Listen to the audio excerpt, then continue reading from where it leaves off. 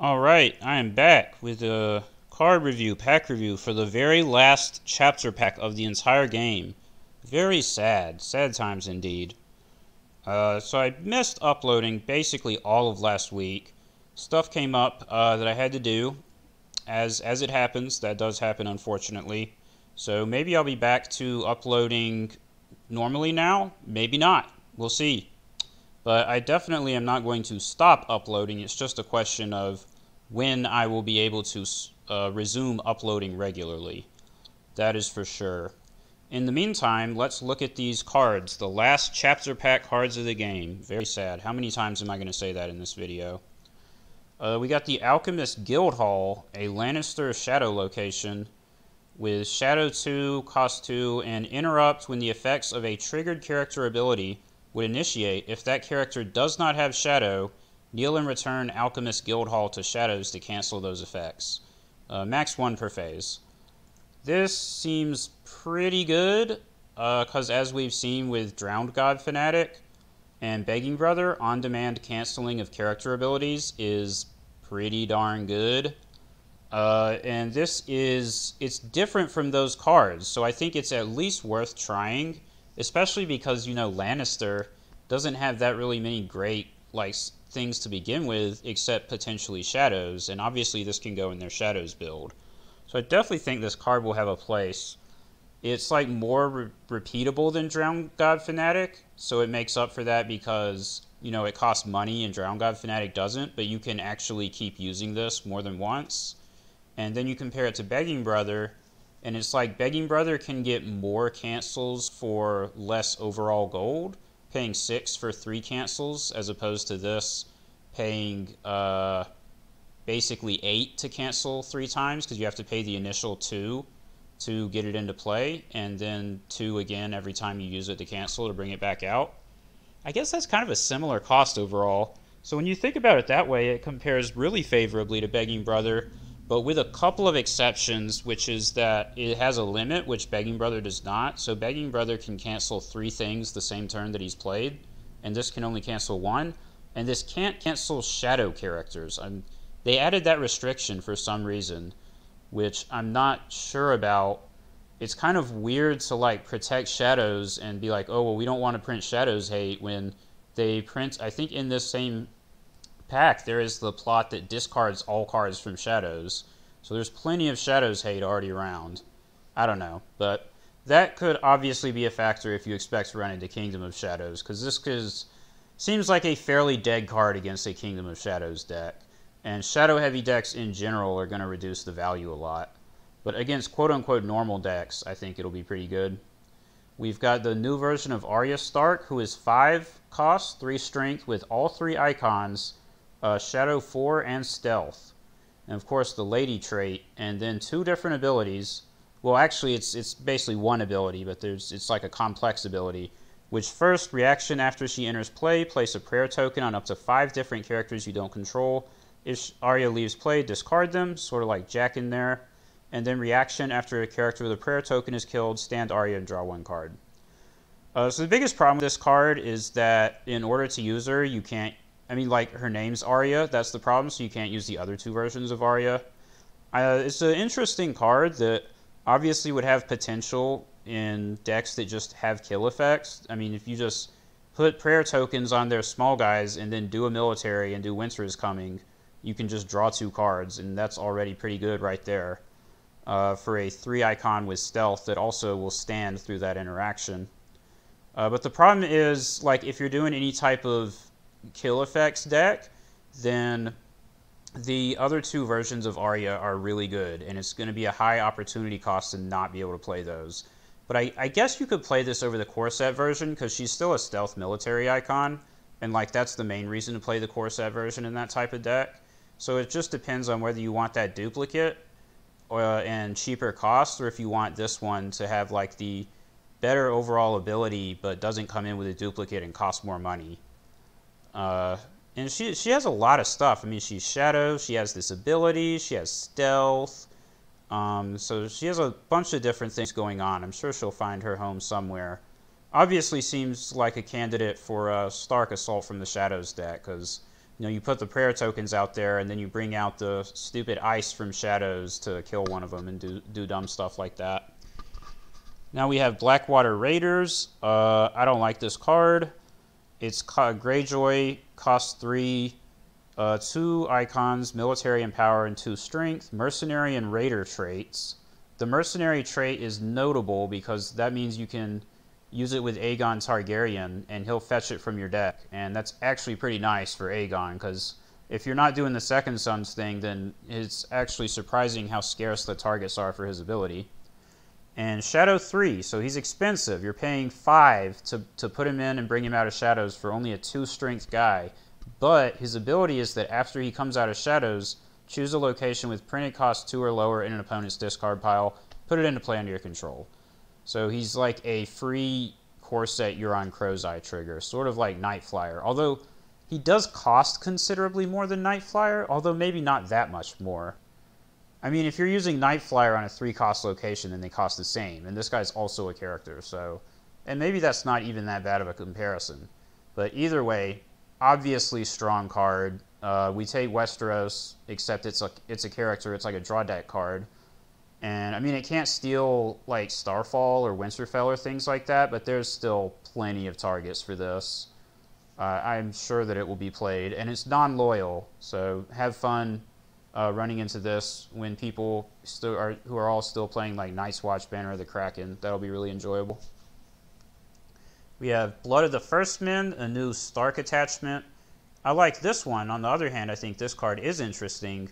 1 cost, Legacy, Old Gods, character you control only. Attached character gains the Old Gods trait, which I don't think that does anything at all, but it's some flavor, I guess. An action during a challenge in which you control a participating Stark character, kneel attached character to have it participate in the challenge on your side. So you can just throw this on whatever big character that you want, and it's like a permanent fake out mechanic. It's sort of like a Corset Marjorie Tyrell, who can basically kneel to add her strength into any challenge whenever she wants, because, you know, she kneels and she adds 3 to whatever character is in the challenge on your side. Except instead of being limited to only 3 strength, you could put this on a 5, 6, or however much strength character. You could put it on like a roaming wolf pack. Oh no, that character's no attachments. But you get the point. You can put it on something really big and that has like good keywords and stuff. And then it's going to be really frustrating for the opponent to have to overcommit into that. Not terminal, and it can even go on non-Stark characters. You could even put this on characters from other factions if you're in a banner deck. Obviously good for like Cohor, the new Valyrian Steel agenda, which I think is in this pack. I think it'll actually see some play. Kind of cool. We have City of Wealth. This is another card that I don't really like. It's City and Kingdom with 2/2/2. How many 2s was that? 2/2/2/2. 4 2s. 2 gold, initiative, claim, and reserve. All at 2. And then increase the gold, initiative, and reserve values on this plot card by 1 for each city plot card in your used pile. The only saving grace on this card is that I don't think these city plots at this point, with the chapter packs literally finished, we shouldn't be getting... I mean, maybe they'll put some more city plots in like the Targ box and whatever comes after that. But it seems like, just based on what's in this cycle, the city plot deck thing is like at the gates and that's it. And the other ones aren't really that worth it. But you can definitely imagine aggro decks are going to go like at the gates into double copies of a city besieged, and then they play this, and it's 5s across the board. 5 gold, 5 initiative, 2 claim, 5 reserve. And that's going to be kind of a problem. And then they'll have like 3 actually high initiative 2 claim plots in a row to hit you with. That will be not enjoyable for sure. And I imagine we'll see people doing that. We'll see how good it is. But I don't know, I just kind of get... I don't know if I should really complain that much about it, because I remember when You Win or You Die came out, and I had a similar feeling about that card. I was like, I don't really want to deal with something that's going to encourage just pure aggro nonstop. But that didn't end up being as bad as I thought it was. Like, a lot of people still use it, but I actually think it's a pretty balanced card. Maybe this will be the same way.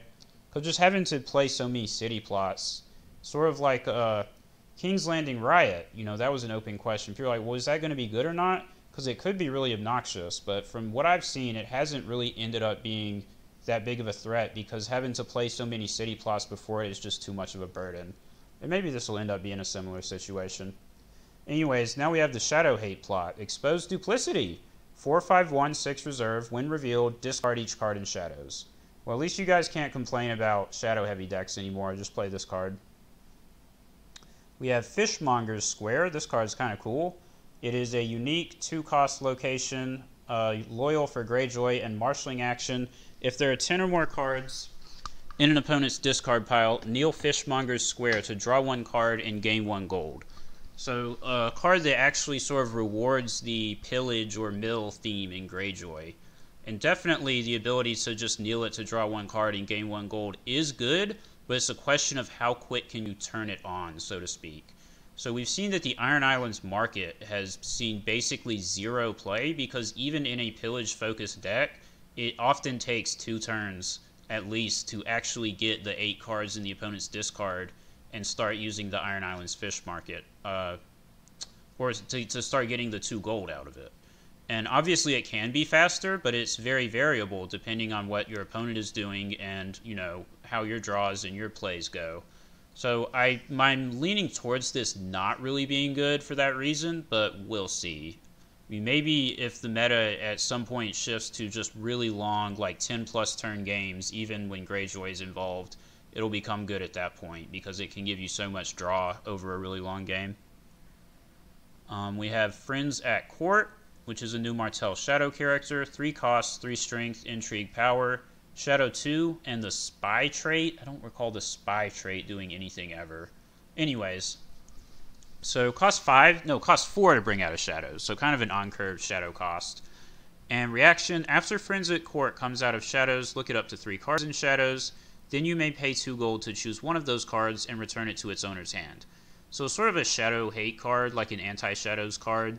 Sort of like Hired Assassin. Except, I mean, Hired Assassin is better because it just removes the card. But you could still get people with this. You can screw up their plans. You know, you look at their Shadows and you put Sir Robert Strong back in their plan. And that frees you up a lot in the challenges phase to be able to do stuff.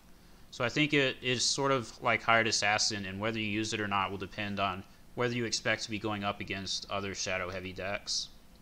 And I'm trying to think of a situation where it ever makes sense for you to use this ability on yourself, but I really can't think of any.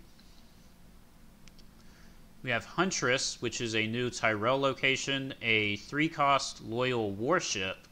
And while Huntress is standing, each Tyrell character you control with printed cost 3 or lower gets +1 strength.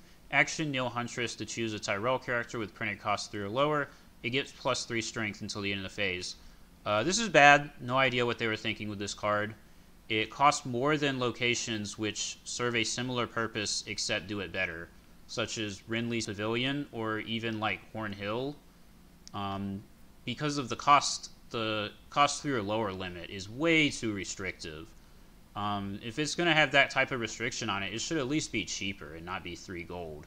Tyrell has plenty of strength buff effects that are, you know, equally as serviceable as this and are either cheaper or just don't have that type of restriction on them. I mean, most of the strength buff effects don't really have any type of cost restriction. It's just give a character plus however much strength.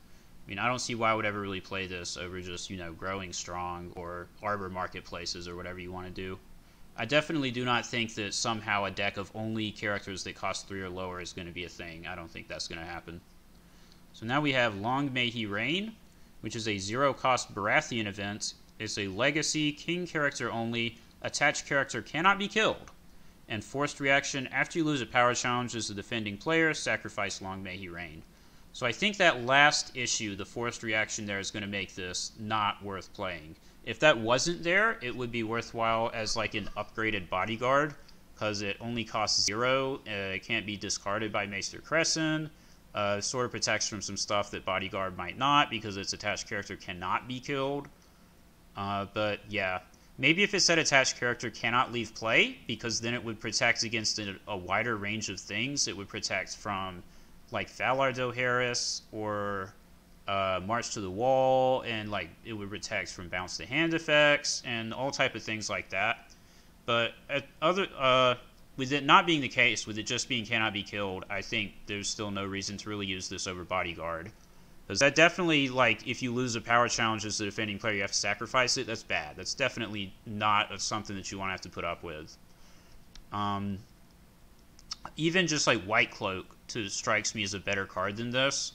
Because Baratheon has no trouble playing knights to put the White Cloak on. You know, they have a big old stable of knights that you can play.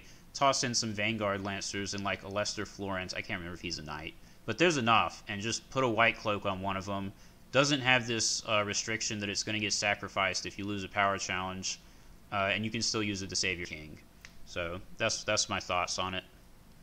Mercenary Contract, a 1 gold Targaryen attachment. Item, attached character gains the Mercenary trait and reaction after you win a challenge in which attached character is attacking. Pay 1 gold and kneel Mercenary Contract to stand attached character. Oh boy, you can only imagine where this card is going to go and what's going to be done with it. Yeah, it's a 1 gold Queensguard. That's fun.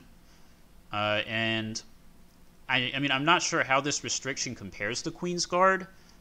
It's worse than Queensguard in the sense that you cannot stand the character to defend. Queensguard, you can use them on both offense and defense.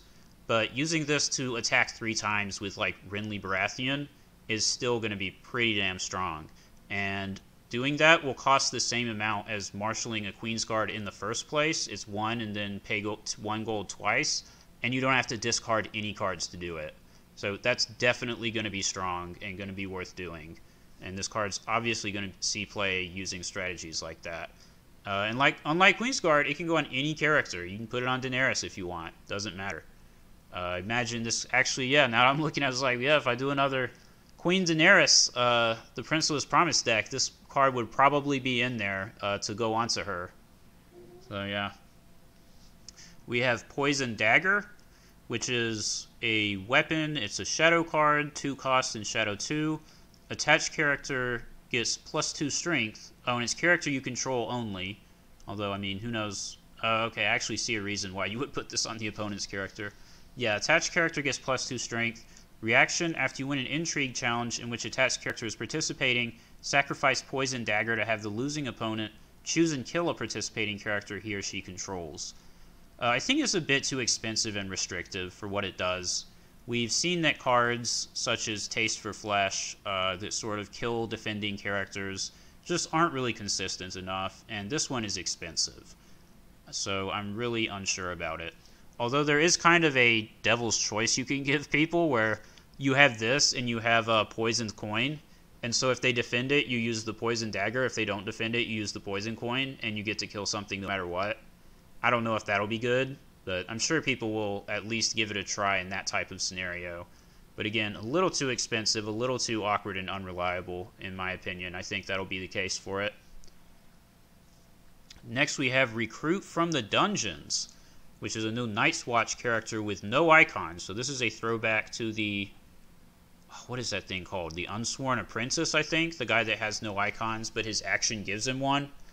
Ally Recruit, Shadow 2, cost 3, 2 strength, and action. During a challenge in which you're the defending player, you'll recruit from the dungeons to have it participate in the challenge on your side. If you lose the challenge, return Recruit from the dungeons to Shadows. So this is an auto-include for 4-cost wall decks, the Corset Wall. This seems like a super good character for defending that for obvious reasons, because you can just kneel him as an action to put him in the challenge. Doesn't matter if he doesn't have icons, doesn't matter if they stealthed him, nothing else matters. You can toss him in and defend, and they can't do anything about it. And the fact that he goes back to Shadows if you lose can be a bonus, because it means then he's safe from resets, he can sit there until you need him again. Abilities can't be used on him because he's hiding in Shadows, stuff like that. Definitely going to go in those type of decks. Not sure if he makes the cut anywhere else, but he's definitely a card for those decks. And I don't know, maybe if you want to do like Kingdom of Shadows, I don't know if he goes in that deck, but I guess you could consider it. Because he bounces himself back to Shadows while blocking unopposed repeatedly. Maybe that's relevant. Use him to trigger Shadows abilities or something. Next we have Rhymegate, 2-cost the north location. Interrupts when another location you control will be discarded from play. Kneel Rhymegate to save it. So it's like a Maester Crescent sort of. Like, if they want to blow up any of your locations, they have to target this first. Like, if they want to put milk on somebody and you have Crescent, they have to put it on Crescent first. So it'll be pretty good at its job in that way. The question is just, like, how much location hate are you expecting to see? I think if you expect to play against Greyjoy, this is worth running. Because, yes, they can just blow it up with We Do Not Sow, but that means they use We Do Not Sow on Rhymegate and not on your wall. And that could be game deciding. So you absolutely would want to have it in that case. But if there's not location hate, then it's obviously no good. And it doesn't protect you from Frozen Solid, which is kind of unfortunate. Nor does it stop Nothing Burns Like the Cold, which is also unfortunate. If it could somehow do that, it would be better. But still probably worth using if you expect to see other forms of location control that this can stop. Now we have a new version of Robert Baratheon. This is kind of a throwback to the first edition version of Robert. He's cost 6, 5 strength, military power, Lord King with renown, and reaction, after Robert gains power, gain 1 power for your faction, limit twice per round. So pretty straightforward. The first edition version, I believe his ability was renown, and after Robert claims power for renown, he claims an additional power. This guy's better because he claims it for your faction, and it's just whenever he gains power, it doesn't matter how he gained it. So if you gain power onto him using, like, the new Sir Davos, or what is the new shadow location? Blackwater Rush can give him a power, and then you get 1 for your faction. So he'll be used for one of 2 things, either for a rush strategy, like maybe if you're going to do Baratheon Crossing, you would play him for power rush, or passive power, which is the people will put it in really defensive Baratheon decks, like defensive Baratheon Shadow decks, and give him power with Blackwater Rush, and use that as like a non-interactive passive power engine to win the game without having to really do much on their side besides guard the power challenge. So he definitely can fit into the Baratheon strategy that way. So yeah, at least, I mean, he doesn't seem like broken or anything. We'll see what he does. I'm sure he'll see some use. He's like different enough from the other 2 Roberts. I do like that, like, each version of Robert does something different. Like, they have a different role and they go in different, they serve different functions. I do like that type of design that he has. Now we have a new version of Ser Jorah. Finally, he's getting another card. This is a Shadow 5 cost and Shadow 4. Companion and Knight, no attachments except weapon. All 3 icons. That's pretty nice. 4 strength. And interrupt when Ser Jorah is discarded from your hand. Put him into shadows instead of placing him in your discard pile. So pretty solid. Not being able to use the 2-cost Jorah, or, you know, always technically you can use them together, but it's still like sort of you pick one, right? Basically, would I use this over the 2-cost Jorah? I'm not sure. It's sort of a money issue. Like, if I'm playing a trade routes deck, then I probably play this, because this is more expensive and I can help pay for it. If I'm playing, like, Crossing or something like that, then I'm probably playing the 2-cost version. But this version, I think, is definitely viable. I mean, the ability to put him into shadows when you're triggering, you know, Plaza of Pride or whatever, can definitely be worth it, because you don't actually lose the card, and it discounts him by 1 gold. And you get the shadow utility that he can pop out of shadows in the middle of a challenge. You know, that's for sure worth consideration. He could be a solid one of in a lot of Targaryen decks in that way. Now we have the Bastard of Driftmark, which is a Lannister character. Bastard and Small Council, 4 costs, 3 strength, intrigue and power. And reaction, after you win an intrigue challenge in which he's participating, choose and stand a location. So this is sort of an interesting ability. It doesn't really go with any themes that Lannister has, I guess, besides winning intrigue challenges. But what could you really use this for? You know, I'm trying to think, what locations does Lannister have that are super worth standing? I would have to go down the list and take a look, but none of them really pop to mind off the top of my head. I mean, there's Harrenhal, but is standing Harrenhal really that important or that worth it? Because, you know, you can't just keep spamming out additional Harrenhal triggers every turn. You're going to run out of cards because those characters are dying if you keep doing it repeatedly. I don't know. I'm leaning towards probably not worth it. But if, I don't know, maybe we'll see what people do with it and maybe they'll make it work.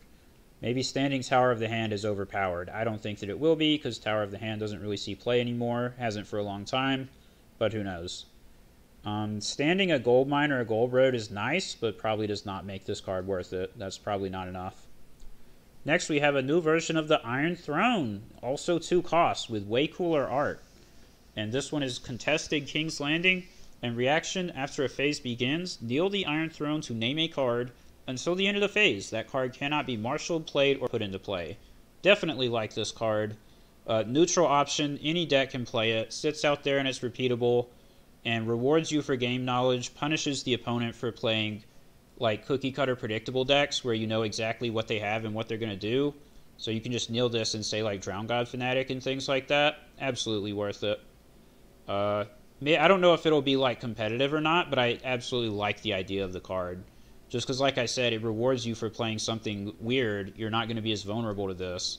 And it gives you like more strength against very predictable decks that you've played a million times before. You know, you're going up against, oh no, it's Stark Hollow Hill. Well, I'm just going to say Ward every turn, and that'll be pretty funny. Of course, with it being Stark, they're just going to put Frozen Solid on it, but you get the point. Now we have the Queen's Retinue, which is the Tyrell do something to put it into play for free shadow card. 4 cost, Shadow 4, Ally Companion, 4 strength, intrigue, and power, and action, put the Queen's Retinue into play from shadows, then each opponent draws 2 cards. I think bad, and I think don't play it, because letting people draw 2 cards for free is really bad, and like Tyrell doesn't need the ability to get another dude that comes out of shadows. I think Tyrell's probably fine on cards that they can pop in and out from shadows, using like Unexpected Guile and stuff like that. They don't really need this. So definitely probably should not be used. And last, we have maybe the most interesting card in the whole pack, Valyrian Steel, the new agenda, possibly the last one. I mean, maybe every other big box has had an agenda, so I assume the Targ box will have one. Anyways, this agenda is interesting. Cost, your minimum deck size is 75 cards. Your deck cannot include more than 1 copy of each attachment by title. And then action, kneel your faction card and pay X gold to put an attachment with printed cost X into play from your hand. Reaction, after an attachment enters play under your control, either draw a card or gain 1 gold, limit 3 times per round. I'm really not sure what to say about this agenda. It's pretty weird. It's pretty weird. I do think it's potentially viable, because if you marshal an attachment and then use the action in like challenges phase, you have the potential to draw 2 extra cards every round, which is pretty damn good. If you're drawing 2 cards off of it every round, I would say that it's absolutely worthwhile. But like, how viable will it be to run, 20 some odd attachments, 1 copy each? I don't know. If it didn't have the only 1 copy of each attachment restriction, I would rate it way higher and be like, yeah, this is a pretty considerable threat. But, oh, you can only play 1 Milk and 1 Craven, and you have a 75 card deck, and so now you got to come up with like 15 more attachments. You can only play 1 copy of each. You're inevitably going to be forced to play some pretty questionable cards in order to make this work. And will that trade-off like be enough to balance it out? I don't know. We will just see. I cannot really assess this as good, bad, or playable, or whatever. We'll just have to see it in action. Definitely seems interesting enough that I think the design's kind of cool. Like, I don't think that it's poorly designed. It doesn't strike me as something that's going to be like super broken or easily abused or anything like that. And it will obviously lead to decks that look different from normal. It's not like Wars to Come, where you just make the same good stuff deck that every other good stuff deck looks like and slap in extra plots. So it's good design in that way as well. We'll see what happens. So yeah, last chapter pack for the game, guys. Oh, the game is dying. It's so dead. No one plays this game anymore, right? Well, I still play it. I'll be back to uploading videos at some point. Maybe tomorrow, maybe later. Hopefully tomorrow. I definitely will continue, though. Man, I just did what? I did like, geez, what did I do? I did Targaryen Brotherhood or something? Yeah, I think Targaryen Brotherhood was the last one I did. Where is... He's not loyal, so Jorah could go in that deck. I gotta put Mercenary Contracts in that deck, don't I? Yeah, definitely. This has to go in there. Put it on, what's-his-face? Sir Walder Frey. That'll be dank. Yeah, I'll probably be doing that. Well, that's about it for now.